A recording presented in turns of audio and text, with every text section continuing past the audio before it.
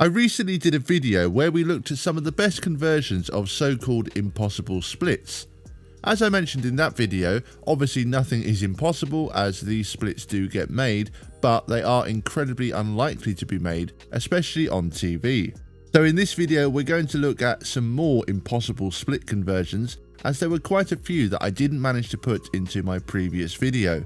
All of these splits have one thing in common, and that's that they have an extremely low conversion rate, so the odds really were against these players. Let's jump straight in and begin with number 1, Sean Lavery Spa. Lavery Spa was making his first ever PBA TV appearance at the 2019 Tournament of Champions. It was match 1 and he was facing Josh Blanchard. Obviously, as this was his first TV appearance, he would have definitely been feeling the nerves. In the 4th frame he went light and left the 8-10. This is a spare that you don't often see left on TV, let alone it being spared, although Walter Ray Williams Jr. did of course leave the 8-10 off a pocket shot to lose the title match against Patrick Allen. But this is when you normally see the 8-10 left off a flat pocket shot. But Lavery Spa managed to bounce the 10 out to make the spare. I'm sure this would have given him a lot of confidence at this point in the match, but unfortunately he wouldn't go on to win as he left the 2-8-10 in the 10th frame and could not convert. Unable to convert any of them, and he gets that one! He gets that one! Number 2, Pete Weber. Next up we have PBA legend Pete Weber. It was 2012 at the Roth-Holman PBA doubles event, and Weber was partnered with Jason Belmonte. This was a match play round that would decide which pair would make the TV finals as the number 5 seed. They were taking on Jason Couch and Mike Devaney, and Weber was up in the 3rd frame after Belmonte had an open frame in the 2nd.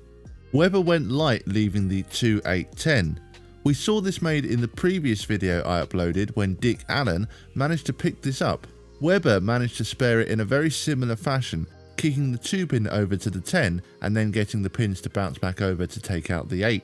This managed to bring both Weber and Belmonte to life, as after this they strung 7 straight strikes and managed to win the match, shooting a 242.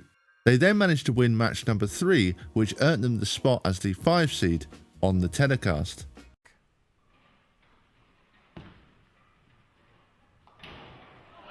Oh, he makes it! Wow! That's one way to do it, I guess. A little hand slap and a high five. Shoots the... Number 3, Sean Rash. Sean Rash was fighting it out to make the next cut at the 2010 Chameleon Championship. The top 14 made the next cut, and Rash was right in the mix. However, in frame 9 he threw a poor shot and went through the nose, leaving the Greek church. This came at the worst possible time for Rash, but he managed to make the conversion, and this was huge as it kept his hopes alive. Now, in order to make the cut, he still had to go and double in the 10th, and he stepped up and drilled 2 great shots. The Greek church is a shot that you'll see left fairly often, to be honest, in comparison to a lot of the other splits, but making it is pretty tough. Sean's way of sparing it is what I would call the conventional way, but we will actually see another way to make this spare later on in this video. You know what? It's part of our deal is to deal with them. Oh, made the spare. Awesome. Awesome shot. Way to go. Hey, that still gives him a chance. 25. He still has a chance. He's still got 250 right there. Number 4, Mark Williams. Now we're going to go back quite a few years to 1995 at the PBA Northwest Classic. It was the championship match that featured Mark Williams and a 57-year-old John Handegard. Mark Williams ran into big trouble in the 8th frame, leaving the 4-6-7, and this is a split you very rarely see get made. But Williams managed to bounce the 4 over to the 6 to make the spare and keep his hopes alive. However, Handegard was looking incredibly locked in by this point and just kept striking. He threw 9 in a row and finished with a 278 game, and this meant that he was the oldest player to ever win a regular PBA Tour title at 57 years of age. And another quick fact about Handegard, for over 2 decades he actually ranked as the all-time leader in PBA 50 Tour titles with 14. However, he was surpassed by Walter Ray Williams Jr. in 2021. So although this was an incredibly impressive pickup from Williams, it wasn't enough to win him a title on this occasion. I think I've got this one. I've got to go out and make good shots. Oh my goodness! Oh my goodness! Can you believe this, folks? This is unbelievable. I almost missed it.